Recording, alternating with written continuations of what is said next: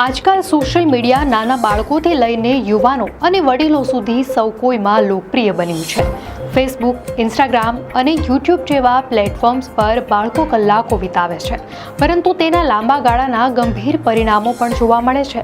બાળકોના શારીરિક અને માનસિક સ્વાસ્થ્ય પર તેની નકારાત્મક અસર થાય છે અને ક્યારેક તો ભયંકર પરિણામો પણ આવે છે. ભારતમાં પણ આવા ઘણા કિસ્સાઓ બન્યા છે, જ્યાં સોશિયલ મીડિયાના કારણે બાળકોએ ખોટા પગલાં ભર્યા હોય.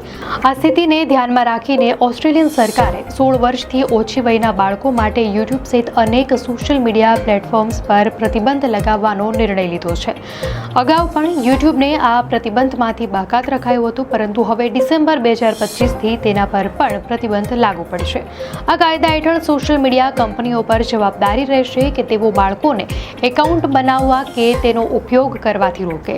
આનો મુખ્ય ઉદ્દેશ બાળકોને ઓનલાઈન ખતરાઓ, અયોગ્ય કન્ટેન્ટ અને સાયબર બુલિંગથી બચાવવાનો છે.